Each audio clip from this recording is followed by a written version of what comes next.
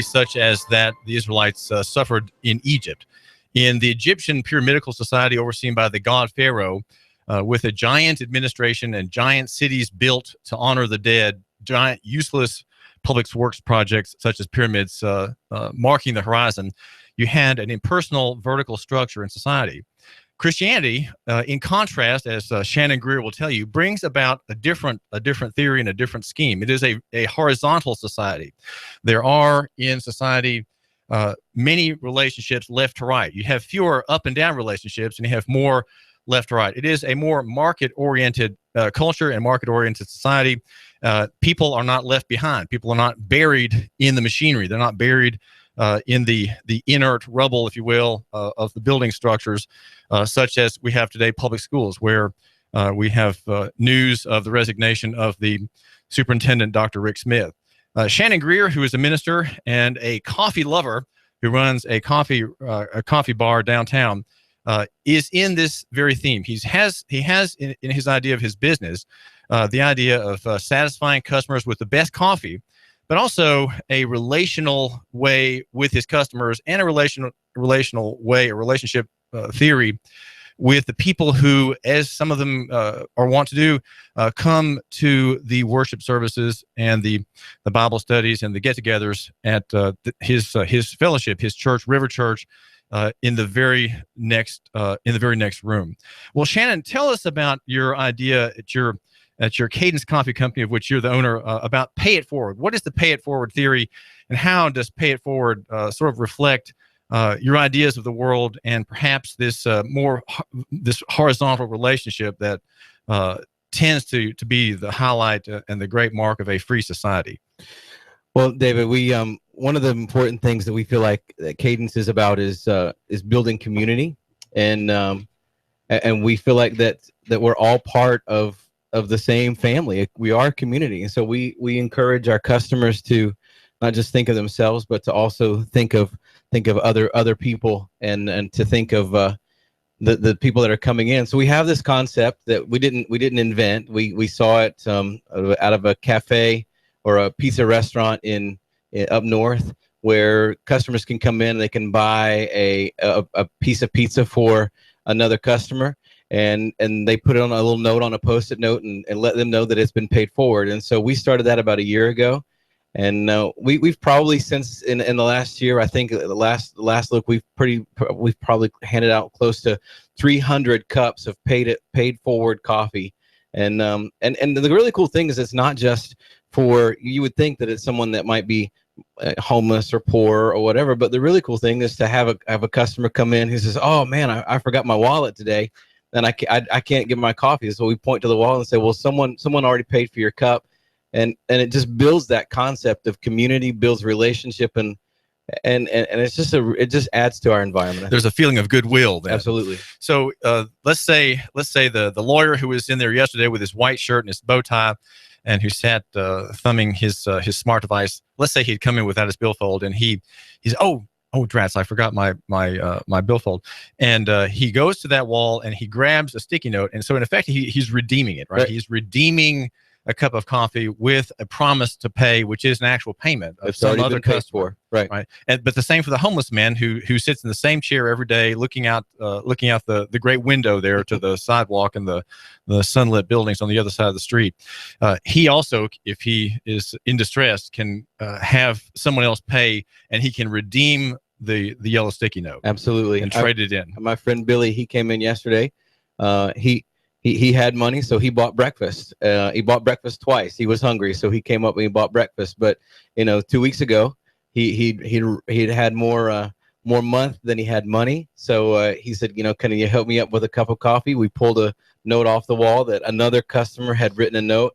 Anything from paid in full, or a promise from scripture, or just a well wish, and we slap it on his cup and hand it over to him and say, "Man, it's already paid for, so go enjoy it." So. Is there some expectation, Shannon Greer of River Church and Cadence Coffee Company, is there some expectation that even poor people should help other people? Absolutely, and that's been a really cool thing that we've seen too, is that it's not just your philanthropist, your do-gooder that comes in to pay it forward. We've had folks who've come in, who are in the homeless community or in the urban poor community, and they say, you know what, I've got a couple of extra bucks. Let me give it to you. It's $2 for a cup of coffee. Let me pay it forward. And it's just a really cool environment to see that it's not the haves giving to the have-nots. It's just us as community sharing with one another. Well, Shannon, is there some basis for what you're saying, or is this just sort of warm, fuzzy, humanitarianism, feel-goodism? What is the basis of what you're discussing here? This is for us. I'm a pastor and a barista. I've told my friends, you can call me that. I'm a pastorista, and so it's a combination of everything that we do. It stems out of the teachings of Jesus. His call upon our life is to be the kind of people that look outside of ourselves and give back, give into one another's lives. And it's not so much a handout that we're looking for, but more of a hand up to say, hey, you're not walking through life alone. We are community, and so what we do, everything stems out of the gospel, really, and what Jesus has called us to do and emulate his life. So is it fair to say that even people who don't believe in Jesus are under kind of an obligation from God to do the things that he requires? I think so. I mean, we're not alone. You know, we need one another. We thrive off of community. You can live isolated, but I question whether that's living at all. If you're living in an isolated bubble, and there's really no fullness of life that comes without being connected with one another and contributing into the larger part of community. Well, it seems like one strength of the Cadence Coffee Company idea, Shannon Greer, is that you give the people who come as patrons, people who volunteer there, people who work there, for example, Lynn Squire and Cody Pope, who work, one of them is a volunteer. They are available to listen, and I think Christians often in our day and in our country, they are very much bent on saying certain things and sort of delivering a message. And I think perhaps what you're creating is a context in which they can say, well, I know that I'm supposed to read the 4 spiritual laws and try to convert the person sitting at the next table. We both have some time on our hands. We're in a chatty mood. I know I'm supposed to do that, but it sounds like what you're really proposing is more of an inquiry. People who are Christians can inquire about other people and just listen and hear and sort of absorb the other person's narrative and hear about his problems. And that way, it's much more. Well, it's really more relational, and I think in the end you become someone who can perhaps offer a good word if you're a Christian and you have a good word to offer to some lost soul who's poor in spirit and poor in funds. Absolutely. You know, the thing that I look at is that what did Jesus do? What model did he put in front of us? And Jesus was never the person who was just hey, you come to me and let me. He was interactive. He was engaging. You and I were talking earlier about the woman at the well, and I love that picture of Jesus being thirsty himself. She was almost the bartender, if I can say that, and he was coming thirsty, but he was actually trying to get her story. He was engaging her, and in that you see this model being set that is one of let's hear the story of the person sitting across from us, and that's really what we try to do at Cadence. Well, we were both mentioning a book called When Helping Hurts by Brian Fickard and Steve Corbett. It is published by the Chalmers Center at Covenant College up on Lookout Mountain. And you've heard this book. And in fact, you were scrambling last night to find your copy of it. And I was commenting to you, Shannon Greer, it's good to be a man who has enough books so that occasionally you lose one. That's a good sign that you have a literary pursuit. Well, but I mentioned this book because in the Sunday editions of the Chattanooga Times and Free Press, this first day of the week, there was a long story about this book and the authors behind it, and they propose in caring for the poor and encouraging economic development among very poor people what they call asset-based community development as opposed to need-based community development. Well, we're not going to tell the listener the details right now what they're saying, but what do you suppose, Shannon, is entailed in that, in the difference between those two concepts? The current church apparently is very it has a need-based community development theory, which doesn't seem to be working well.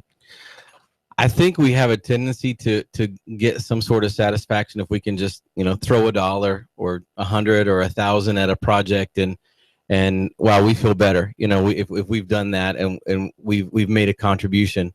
I don't know that that's as effective as we might think that it is. And what we believe is that there comes a point in which you have to be willing to get your hands dirty. You have to kind of get your feet in the mud where the person's sitting and say, what's your story, and what is your real need, and how can we help you come out of that place. And so one of the things that we're trying to do is we're trying to find out where, what their needs are, and how can we come in along beside of them and tap into the skills, the resources that they have, and help lift them up out of that place.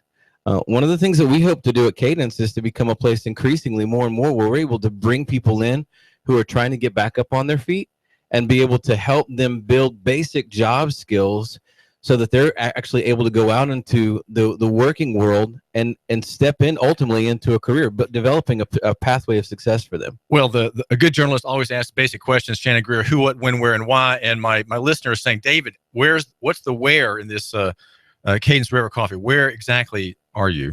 We are on 7th Street, number 11 East 7th Street. We're directly around the corner from the Hamilton County Courthouse. We sit between Cherry and Market Street. We have great parking out front and street side parking. So it's and you can, anywhere around there you can park and come in. But we're right in the heart of downtown. And so you have people who are somewhat aimless, perhaps somewhat not rooted in a particular dwelling, who don't pay rent and who wander in, having heard, of course, about Cadence. And some of them hear the gospel promises at River Church in the next room. Well, it seems to me what you're really addressing, Shannon Greer, is a problem that my listener and I often think about, and that's the scale problem. And with the scale problem, you can see in, let's say, in welfare, state welfare or federal welfare, you have a gigantic program which is totally impersonal. It's bureaucratic. You have the recipients are beneficiaries, they're called, or recipients, or clients. You have that sense of dependency created in the very words. And the scale of the service, the money, the dole is so great that no thanks is expected. You have it by right. In fact, you have it by procedural statutory right to benefits. And so what happens, I think, in that relationship is a kind of corruption of the welfare that's ostensibly intended, right? The voters want to have welfare. They have Congress pass bills to allow that to happen.